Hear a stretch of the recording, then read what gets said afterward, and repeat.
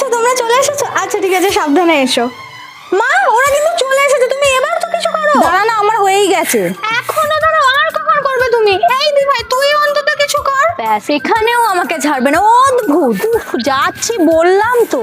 দেখো, যখন তোমাদের বাড়িতে তোমাদের পছন্দের কোনো মানুষ আসে না, তখন তো একটু তাড়াহুড়ো তো থাকে। আর আমার মা না খুব তাড়াতাড়ি রান্না করে দিতে পারে, তাই হয়তো এখনো কাজ করছে শান্ত হয়ে। যাই হোক, এই পেশেন্স আমার আর আমার বোনের মধ্যে নেই। তো দেখো, প্রথমেই আমি পরিমাণ মতো বেসন নিয়ে নিয়েছি এবং তার মধ্যে হলুদ আর স্বাদ মতো নুন, স্বাদ মতো চিনি দিয়ে ওটাকে জল দিয়ে খুব ভালো করে গুলে নেবো আর পাতলা ব্যাটার তৈরি করে নেবো। এরপরে হাফ প্যাকেট ইনোকের মধ্যে দিয়ে দেবো এবং খুব ভালো করে এটাকে গুলে নেবো। আমি না প্রথমে চিনিটা দিতে ভুলে গিয়েছিলাম, তাই জন্য আমি শেষ বারেতে দিয়েছিলাম, বাট তোমরা প্রথমেই গুলে নিতেই পারো। এরপর একটা টিফিন নিয়ে নিয়েছি এবং এরপরে ওর মধ্যে সাদা তেল মাখিয়ে দিয়ে এর মধ্যে ব্যাটারটাকে দিয়ে দেবো এবং এইভাবে একটু ট্যাপ করে নেবো যাতে এর মধ্যে কোনো রকম বাবলস না থাকে। এরপর এটাকে প্রায় 30 মিনিট মতো স্টিম হতে দিয়ে দেবো। আরে কোথায় আছে বললো ওরা? আরে এই তো টোটোতে উঠে গেছে, চলে আসবে এক্ষুনি। ও, তাহলে তো আর বেশিক্ষণ নয়। অন্যদিকে একটা ফ্রাইং প্যানের মধ্যে সামান্য সাদা তেল দিয়ে তার মধ্যে একটু কালো সর্ষে, কারি পাতা আর চেরা কাঁচা লঙ্কা দিয়ে খুব ভালো করে এটাকে ভেজে নেবো এবং তার মধ্যে দিয়ে দেবো জল। আমি জানি তোমরা বুঝে গেছো আমি কি বানাচ্ছি। হ্যাঁ, আমি বানাচ্ছি ধোকলা।